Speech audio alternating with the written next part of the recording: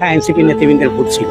NCP নেতৃবৃন্দের একটাই ভুল ছিল, সেটা হচ্ছে এনসিপি নেতৃবৃন্দ আয়নাঘর থেকে সকলকে মুক্ত করেছে, এইটাই তাদের ভুল।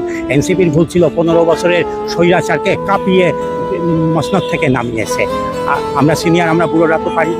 এখন তারা তাদের প্রোগ্রাম করবে, কিন্তু এনসিপির উপর হামলা কালকে এই হবিগঞ্জেই নতুন না, লন্ডনে পর্যন্ত ডিপ হামলা হয়েছে, তাই না? এটা কে কারা করছে এটা পাগল এবং শিশুও বুঝতে পারে, এটার আর বিশদ ব্যাখ্যার প্রয়োজন নেই। তবে আমি একটা কথাই বলবো যে রাজনৈতিক সংস্কৃতি আপনাদের চেঞ্জ হয়নি, আমাদের একটুকু চেঞ্জ হয়নি একটু। তাহলে ইতিহাস থেকে কেউ শিক্ষা গ্রহণ করে না, এটাই ইতিহাসের সবচাইতে বড় শিক্ষা, তাই না? তা ওই ইতিহাসের পরিণতি ওইটাই হবে। বা নাসিরউদ্দিন পাটোয়ারি বিভিন্ন কথার কারণ, যেমন হাসনাত আবদুল্লাহর একটা কথা, অন্যায়টা কি বলছে, যেমন সে একটা অভিজ্ঞতার কথা বলছে যে সেক্রেটারিয়েটে একটা আপ্যায়ন বিল, সেটা 228 নম্বর রুম থেকে 29 নম্বর রুম পাশের রুমে যাবে, সে একটা এক্সাম্পল দিয়েছিল হাসনাত আবদুল্লাহ বেশ আগে। সেইটা গেল জিপিও থেকে ঘুরে আবার গেল আরেক ভবনে, সেইখান থেকে এই যে আমলাতান্ত্রিক এনসিপি নেতৃবৃন্দের উপরে মানে এই ঘুণে ধরা আমলাতন্ত্র এত ক্ষিপ্ত কেন?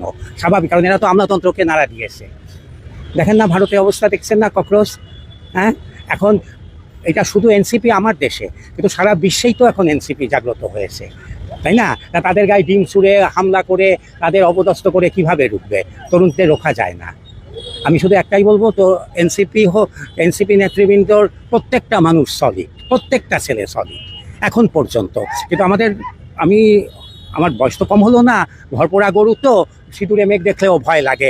এখন পর্যন্ত প্রত্যেকটা সলিড, বুঝতে পেরেছেন? আপনি আমার কথা বুঝতে পেরেছেন তো?